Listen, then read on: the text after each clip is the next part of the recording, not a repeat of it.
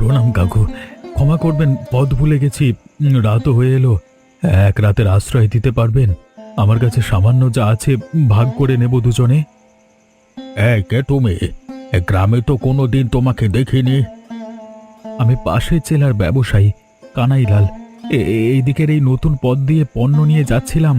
তার নতুন রাস্তা পথ ভুলে গিয়েছিলাম, তাই ভরসা করে সাহায্য চাইতে এলাম আপনার কাছে।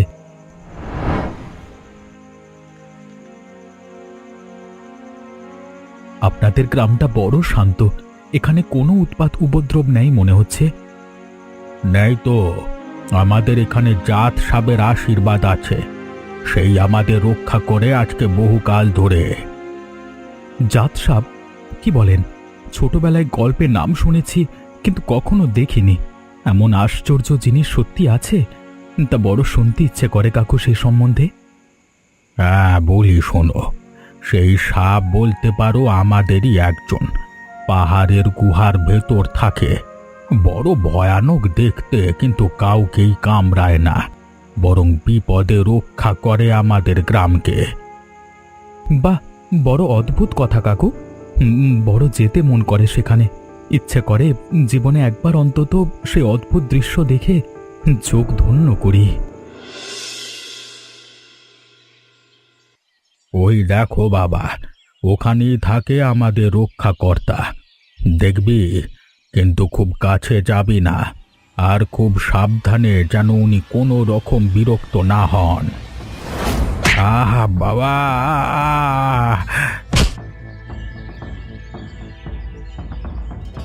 শালা বুড়ো ভাম, তোর সাপের প্রয়োজন ছিল আর আমার ছিল তোর ধন দৌলতের।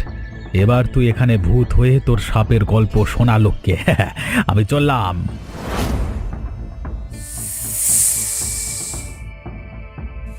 যা চেয়েছিলাম তাই পেয়েছি। উফ, এত সুন্দর ভাবতেই পারিনি। এটাই আমার ভাগ্য বদলে দেবে। উফ, শেষ পর্যন্ত এনে ফেললাম। এই সাপটা বেচলে গ্রাম শহর সব কেনা হয়ে যাবে। শয়তান চোর, তুই হত্যাকারী, তুই নির্দোষের রক্ত মাটিতে ফেলেছিস, তোর শাস্তি হবে। না না না, মানে আমি শুধু, আমাকে ক্ষমা করে দাও, আমাকে ক্ষমা করে দাও। তোকে বিশ্বাস করে সে নিজের ঘরে ঠাঁই দিল, তোকে আমার জায়গায় নিয়ে এলো, আর তুই সেই স্থানকে কলুষিত করলি।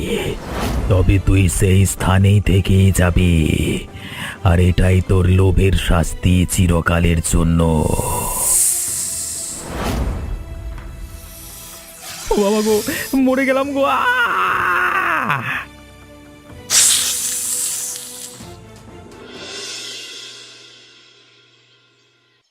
ওরে বাবা, এই যে সাপের কামড়! দেখো, গলায় দাঁতের দাগ আছে, কিন্তু উঠানে এত বড় সাপ এলো কোত্থেকে?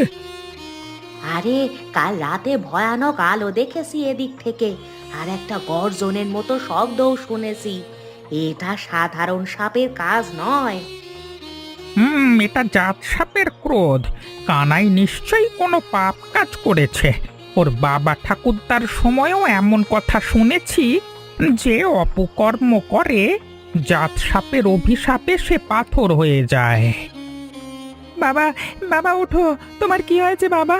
ওঠো। থাম, শান্ত হ বাবা, তোমার বাবা মরে গেছে। সব অভিশাপ সব হয়েছে ওই জাত সাপের ক্রোধ আর পাপের ফলে। এ অনাথ ছেলেটির এখন কি হবে? ও তো আর কেউ রইল না।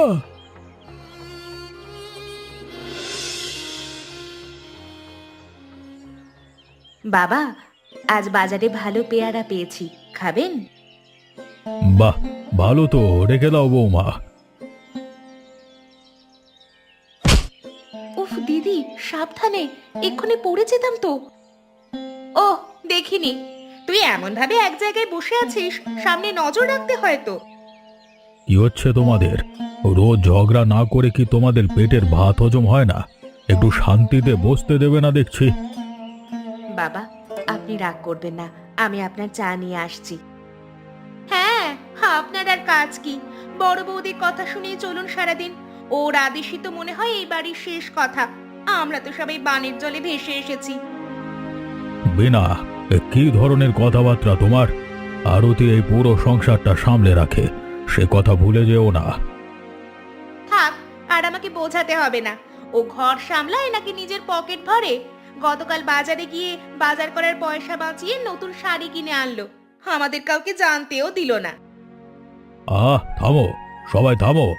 আমার মাথা ধরেছে, প্রতিদিন এই কলহ আর ভালো লাগে না। বাড়িতে একটুও শান্তি নেই। দিদি, এত কাজ একলা করছো, আমাকে ডাকলে না? এ তো কিছুই না, শেষ হয়ে গেছে প্রায়। তুমি বরং ঘরে গিয়ে একটু বিশ্রাম নাও। বিশ্রাম আবার কিসের? দাও তোমাকে একটু সাহায্য করি। আমরা তো সকলে মিলেই সংসার করি, বাবা বলে, তাই না? কিন্তু কখনো কখনো মনে হয় দিদি তোমার উপরে অনেক চাপ পড়ে যায়। বাবাও তো সব বিষয়ে তোমার উপরেই নির্ভর করেন। ওনার সেবা করা আমাদেরই তো কর্তব্য। কর্তব্য ঠিক আছে, কিন্তু শুনলাম কাল রূপা নাকি শ্বশুর মশাইয়ের সঙ্গে আলাদা করে কথা বলছিল, ওই যে ওর সিন্ধুকের চাবি নিয়ে। তোমাকেও কিছু বলেনি? চাবি? কই না তো। তাছাড়া রূপা তো এমন নয়। তুমি আর কত মানুষকে চেনো গো দিদি, মানুষ বদলে যায়, বুঝেছো? ছোট বউ শ্বশুরের এত কাছে কাছে থাকে, সারাক্ষণ সেবা যত্ন করে, কে জানে কি আছে তার মনে। আমি দেখেছি ও বাবার কাগজপত্রও ঘাঁটাঘাঁটি করে। তুমি খুব সরল, বিশ্বাস করো সবাইকে, তাই বুঝতে পারো না, কিন্তু সাবধান হওয়া ভালো। না, রূপা তো ওরকম করতে পারে না। আমারও বিশ্বাস হয়নি প্রথমে, কিন্তু তোমার ভালোর জন্যই বললাম গো। তুমি তো এই ঘরের মাথা, ঘরে যদি কিছু হয় সবাই তোমাকেই দোষ দেবে। আমি তো শুধু সতর্ক করলাম মাত্র।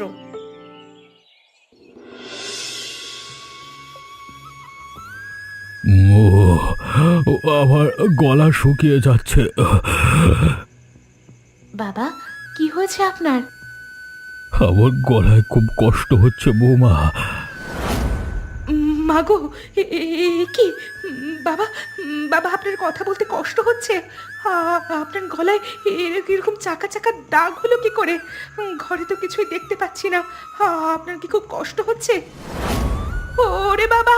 দিদি, আরতি দিদি, তাড়াতাড়ি এসো, বাবার খুব অসুখ। দিদি, আমি দিব্যি করছি, বাবার জিভ একেবারে সাপের মতো হয়ে গিয়েছিল, আর সারা গায়ে কালো কালো গোল গোল ছাকা ছাকা দাগ। এটা কোনো সাধারণ রোগ নয় গো। হ্যাঁ, ডাক্তার বাবুও তো কিছু বুঝতে পারলেন না, আর ওষুধেও কোনো উন্নতি নেই, বরং আরো খারাপ হচ্ছে। আচ্ছা, তোমার মনে হয় না, মানে মানে মনে হয় যেন এটা কোনো অভিশাপ? মনে করো, বাবা বহুদিনের পুরনো একটা গল্প বলতেন, যে ওনার বাবা কিভাবে অদ্ভুত রহস্যজনকভাবে মারা গিয়েছিল সাপের কামড়ে। চুপ, কি বলছো কি? কেউ শুনতে পেলে? হয়তো তুমি ঠিকই বলেছ, এটা কোনো রোগ নয়, এ অন্য কিছু। আমাদের বাইরে সাহায্য নিতে হবে, সাধারণ ডাক্তার দিয়ে হবে না। বাইরে? কিন্তু কাকে? আমার মনে পড়ছে, আমার মায়ের গ্রামে একজন তান্ত্রিক ছিলেন, ভবানী মা। লোকেরা বলে তিনি অতি প্রাকৃতিক ব্যাপার বুঝতেন, তিনি হয়তো সাহায্য করতে পারবেন। তান্ত্রিক? কিন্তু তিনি কি এত দূরে আসবেন? আর তাছাড়া বিনা দিদি যদি জানতে পারে? সে জানতে পারবে না, আমরা বাজারে যাওয়ার অজুহাত দেব, বাবাকে আমরা বিনার দায়িত্বেই রেখে যাব, সে কিছু সন্দেহ করবে না।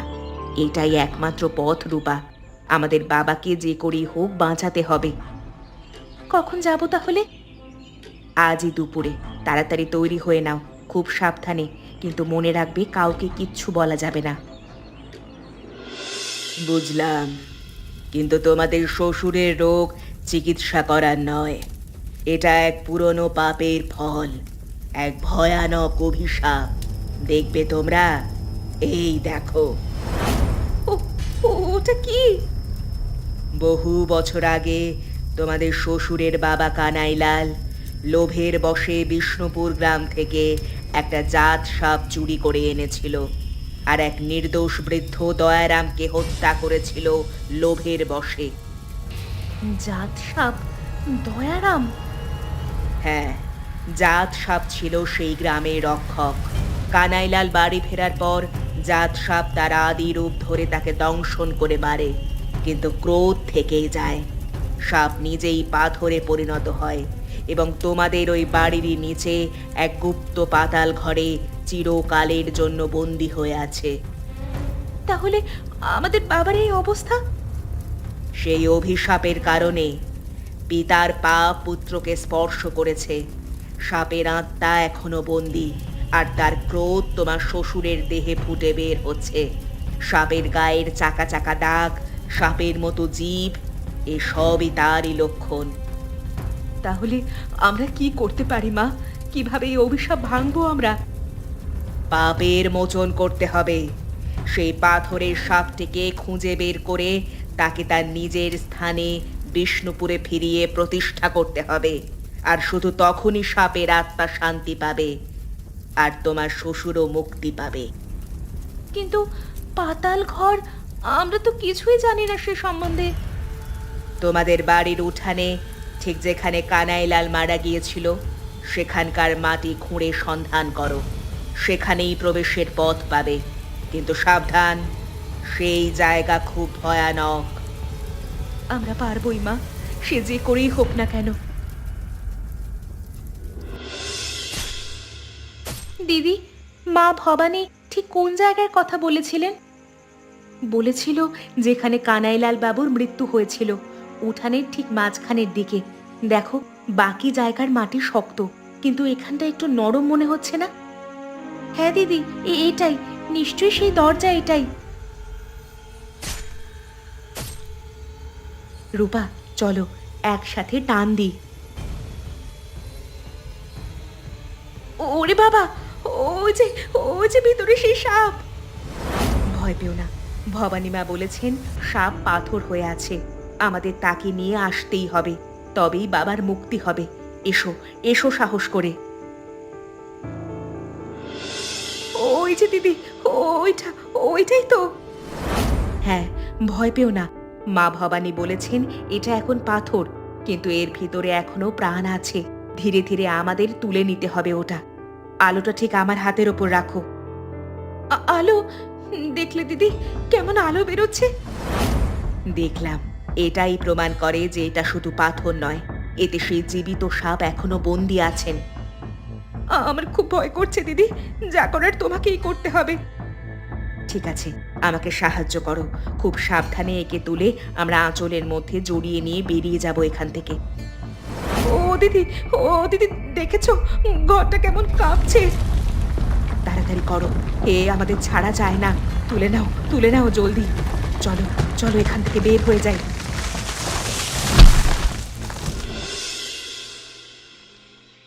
এই যে, এই পথে তো কোনো বাইরের লোককে দেখা যায় না। তোমরা কে? কোথা থেকে এসেছো? আর তোমাদের হাতেরও ঝুড়িতে কি আছে? আমরা পথিক, থাকার জায়গা খুঁজছি। না, মানে আমরা জাত সাপের জায়গা খুঁজছি। আপনি জানেন সেটা কোথায়? জাত সাপ? তোমরা কে? কেন সেই জায়গা খুঁজছো? বহু বছর আগে সেই সাপ চুরি হয়ে গেছিল, আর দয়ারাম কাকাও খুন হয়ে গেছিল সেই রাতে। তোমাদের সাথে এর কি সম্পর্ক? দেখো তো এই জিনিসটা তুমি চেনো কিনা। এটা তো আমাদের হারানো জাত সাপ, কিন্তু এটা পাথর। তোমরা কোথায় পেলে এটা? সংক্ষেপে বলি, আমাদের শ্বশুর, তিনি সেই চোর কানাইলালের ছেলে। আর আমাদের বাবা কোনো দোষ না করেও তার বাবার পাপের জন্য তিনি এখন ভয়ানক অসুস্থ। এক তান্ত্রিক আমাদের বলেছেন এই সাপকে তার নিজের জায়গায় ফিরিয়ে দিতে, তবেই আমাদের শ্বশুর মশাই সুস্থ হবেন আর এই অভিশাপের শেষ হবে। আমি কালিয়া, দয়ারাম কাকা আমার কাকা ছিলেন। আমি তোমাদের সাহায্য করব, আর সেই সঠিক জায়গাটা জানি যেখানে সাপের গুহা ছিল। আমাকে অনুসরণ করো। তবু ভালো, একটা অন্তত উপায় পেলাম। ঠিক আছে, তোমরা অনেক কষ্ট করেছো, এবার আমার পালা। চলো, গ্রামের লোকেরা জানতে পারার আগে আমরা কাজ শেষ করে ফেলি। ওই দেখতে পাচ্ছ ওখানেই, ওই গুহা আজকে বহু বছর ধরে খালি পড়ে আছে। আজকে অবশেষে আমাদের রক্ষক বাড়ি ফিরবে।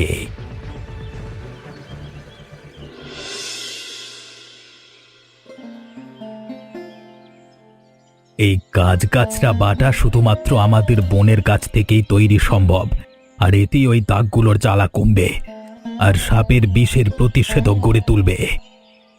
আপনি না আসলে আমরা যে কি করতাম দাদা। ডাক্তারবাবুরা তো হাত গুটিয়ে ফেলেছিলেন একেবারে। আহ বড় আরাম, ঠান্ডা লাগছে, জ্বালা একটু কমেছে মনে হচ্ছে। কিন্তু মনে রাখবেন, এই রোগের মূল ওষুধ তো আমরা এর মধ্যেই সমাধান করে ফেলেছি। সাপটাকে তার বাড়িতে ফিরিয়ে দিয়েছি। তার মানে আমার বাবার পাপের কথা বলছো? সে আমাকে ক্ষমা করেছে? আপনি ভুলে যাবেন না যে জাত সাপ আমাদের রক্ষক, তিনি শাস্তিদাতা নয়। আপনি নির্দোষ। আপনার বাবা যে পাপ করেছিলেন, আমরা সেখানেই তার প্রায়শ্চিত্ত করেছি। ধীরে ধীরে আপনি সম্পূর্ণ সুস্থ হয়ে উঠবেন, কিন্তু এখন আপনাকে বিশ্রাম নিতে হবে, আর এই ওষুধগুলো নিয়মিত লাগাতে হবে। কালিয়া, তুমি এখানেই থাকো। এ বাড়িতে কিছুদিন থেকে আমার বৌমাদের সাহায্য করো। আমি তো এখন কিছুই করতে পারি না বাবা। আপনার আদেশ শিরোধার্য। আমি ততদিন থাকবো যতদিন না আপনি সম্পূর্ণ ভালো হয়ে ওঠেন। কোথায় যাচ্ছ? এ বাড়িতে এমন ভাবে যেখানে সেখানে ঘুরে বেড়াচ্ছ যেন তোমার নিজের বাড়ি। বাবুর জন্য কিছু লতাপাতা সংগ্রহ করছি বৌদি। আর তাছাড়া এই অবস্থায় কিছু শুকনো কাঠকুটো জ্বালিয়ে ওর ঘরটা একটু গরম রাখতে হবে। বৌদি? তুমি কে যে আমাকে বৌদি বলছো? একটা বাইরের অচেনা ছোট লোক এসে আমাদের ঘর সংসার একেবারে নিয়ন্ত্রণ করতে বসেছো নাকি? কি গোপন পরিকল্পনা আছে তোমার? ওই বড় বউ আর ছোট বউকে দিয়ে কি ষড়যন্ত্র করছো? কোনো ষড়যন্ত্র নাই দিদি, আমি তো শুধু সাহায্য করতে এসেছি। সাহায্য? আমি জানি তোমাদের খেলা। আমাকে বোঝাতে এসো না তুমি। তোমরা সবাই মিলে আমাকে সরাতে চাও, তাই তো? আর সেটা করতে পারলেই বাবুর জমি বাড়ির কাগজপত্র তোমাদের হাতে চলে আসবে। এটাই তোমাদের পরিকল্পনা তো? দিদি, আপনি ভুল বুঝছেন, আমি ওসব কিছু জানি না। মিথ্যা কথা। তুমি চলে যাবে এই বাড়ি থেকে আজ রাতের মধ্যেই, না হলে খুব খারাপ হয়ে যাবে কিন্তু। আমাকে তো বাবু থাকতে বলেছেন। দেখো, বেশি বাবু বাবু করো না। যেটা বললাম শোনো, না হলে তোমাকে সাপ দেখাবো। আর কাউকে বলতে যেও না। আমি বলবো তুমি আমার সাথে ভুলভাল ব্যবহার করতে চেয়েছিলে। তখন দেখি কে তোমাকে বিশ্বাস করে। আমি কাউকে কিছু বলবো না, কিন্তু আপনি যা করছেন তা আপনার জন্য মোটেই ভালো হবে না। ঠিক আছে, আমি এখন যাই।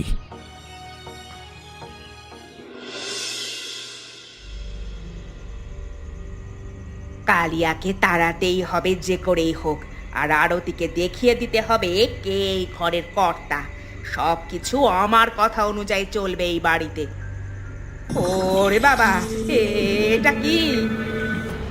দুষ্ট লোভী, তুমি সেই চোরের রক্ত নও, কিন্তু তার চেতনা বহন করো। কলহ, ষড়যন্ত্র, হিংসে সবকিছু লুকিয়ে আছে তোমার ভেতরে। না না, আমাকে ছেড়ে দাও। আমি কিছু করিনি। এ ঘর শান্তি চায়, আর তুমি শান্তির শত্রু। তুমি দয়ারামের হত্যাকারীর মতোই আরো একটা দুষ্ট শয়তান। আজকে তোমার শেষ দিন।